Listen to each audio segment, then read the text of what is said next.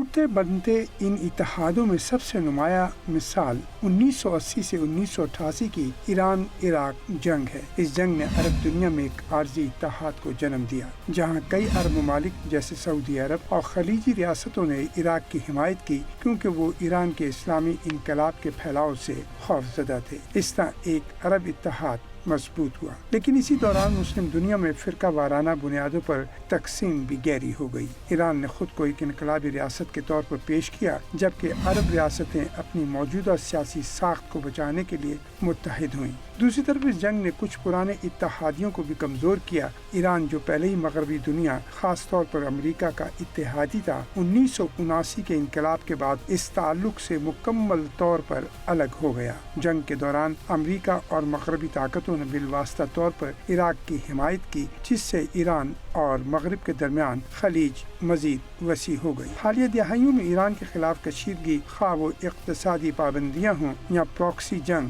نے نئے علاقائی اتحادوں کو جنم دیا ہے۔ اسرائیل اور کچھ عرب ممالک کے درمیان تعلقات میں بہتری آئی، جس کی ایک بڑی وجہ ایران کا مشترکہ خوف ہے۔ اسی طرح امریکہ، اسرائیل اور خلیجی ممالک کے درمیان ایک غیر رسمی اتحاد وجود میں آیا، جس کا مقصد ایران کے اثر و رسوخ کو محدود کرنا ہے۔ اس کے برعکس ایران نے بھی اپنے اتحادی مضبوط کیے ہیں، جیسے شام، حزب اللہ اور دیگر گروہ، جن کے ذریعے وہ خطے میں اپنا اثر بڑھاتا ہے۔ اسی طرح ایک نیا بلاک تشکیل پایا ہے جو مغربی اور عرب اتحاد کے مقابل کھڑا ہے۔ ایران کے خلاف جنگیں اور کشیدگیاں عالمی اور علاقائی سطح پر اتحادوں کی تشکیل نو کا سبب بنی ہیں۔ کچھ اتحاد ٹوٹے، کچھ نئے بنے اور کچھ نے اپنی نوعیت بدل لی۔ یہ عمل آج بھی جاری ہے اور مستقبل میں بھی عالمی سیاست پر اثر انداز ہوتا رہے گا۔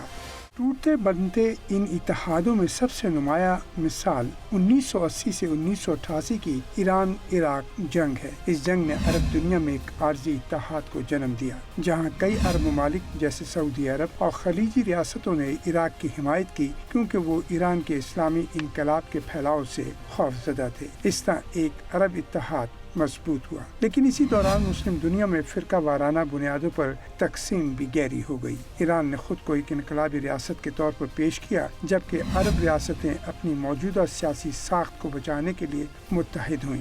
دوسری طرف اس جنگ نے کچھ پرانے اتحادیوں کو بھی کمزور کیا۔ ایران جو پہلے ہی مغربی دنیا، خاص طور پر امریکہ کا اتحادی تھا، 1979 کے انقلاب کے بعد اس تعلق سے مکمل طور پر الگ ہو گیا۔ جنگ کے دوران امریکہ اور مغربی طاقتوں نے بالواسطہ طور پر عراق کی حمایت کی، جس سے ایران اور مغرب کے درمیان خلیج مزید وسیع ہو گئی۔ حالیہ دہائیوں میں ایران کے خلاف کشیدگی، خواہ وہ اقتصادی پابندیاں ہوں یا پراکسی جنگ، نے نئے علاقائی اتحادوں کو جنم دیا ہے۔ اسرائیل اور کچھ عرب ممالک کے درمیان تعلقات میں بہتری آئی، جس کی ایک بڑی وجہ ایران کا مشترکہ خوف ہے۔ اسی طرح امریکہ، اسرائیل اور خلیجی ممالک کے درمیان ایک غیر رسمی اتحاد وجود میں آیا، جس کا مقصد ایران کے اثر و رسوخ کو محدود کرنا ہے۔ اس کے برعکس ایران نے بھی اپنے اتحادی مضبوط کیے ہیں، جیسے شام، حزب اللہ اور دیگر گروہ، جن کے ذریعے وہ خطے میں اپنا اثر بڑھاتا ہے۔ اسی طرح ایک نیا بلاک تشکیل پایا ہے جو مغربی اور عرب اتحاد کے مقابل کھڑا ہے۔ ایران کے خلاف جنگیں اور کشیدگیاں عالمی اور علاقائی سطح پر اتحادوں کی تشکیل نو کا سبب بنی ہیں۔ کچھ اتحاد ٹوٹے، کچھ نئے بنے اور کچھ نے اپنی نوعیت بدل لی۔ یہ عمل آج بھی جاری ہے اور مستقبل میں بھی عالمی سیاست پر اثر انداز ہوتا رہے گا۔